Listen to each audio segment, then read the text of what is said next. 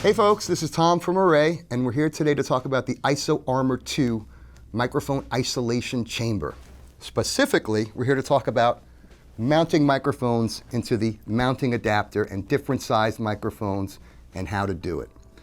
You can see we have the mounting adapter here. We have suspension bands, 2 layers of suspension bands in the adapter, which will also act as a suspension shock mount to help prevent, bumps and knocks from ruining your recording.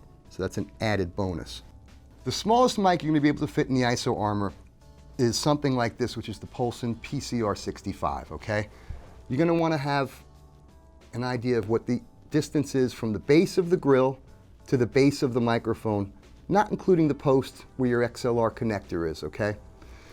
This is about 2.5 inches. That's the minimum length you're going to have to fit into this ISO chamber, okay? So the first thing you want to do is pop the pop filter up. This is a much smaller mic, so you can probably front load this right into the chamber, okay? Which is very simple. That's it, it's in, okay? It's between the bands and it's ready to record. For larger mics, especially larger mics with bigger grills, like the Behringer B1, a lot of these mics have, much wider grills than the base of the mics. So you're not going to be able to put it in from the bottom, and we don't suggest mounting your mic from the bottom because the bands are going to get hung up on any switching that you have here, and you might ruin the finish of your mic by forcing it in through the bottom. The best way to do it is to take the mounting adapter out and mount it from the bottom of the mic.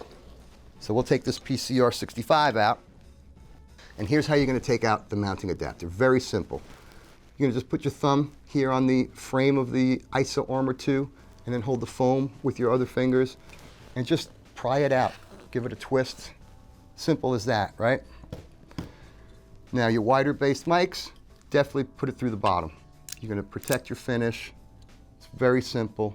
Then you're going to pop this right back in here. Same technique, thumb on the frame, fingers holding the foam, and pry it in there. Give it a little twist. Makes it a little easier, and you're ready to go. Now, mounting this onto a mic stand is very simple. You need your regular, shock mount, and you're just going to place it on top of the shock mount. And when you put your cable in, I want you to put your cable through the hole of the shock mount, okay? Because we're not actually going to attach the mic to the shock mount because there's not enough room.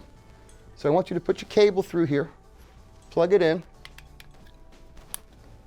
and you're going to rest the ISO chamber right on to your shock mount.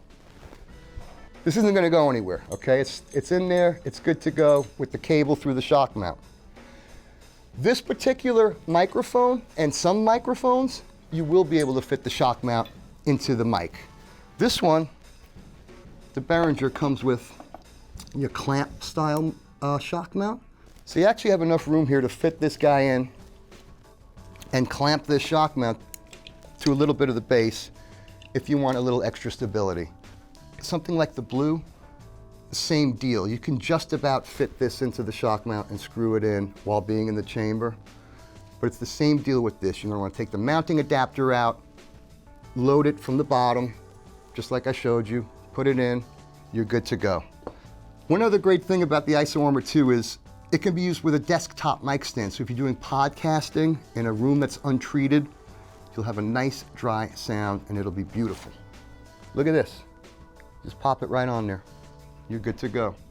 So that's it, guys. Thanks for watching and thanks for choosing Auray. And if you need any more information, visit aurayaudio.com.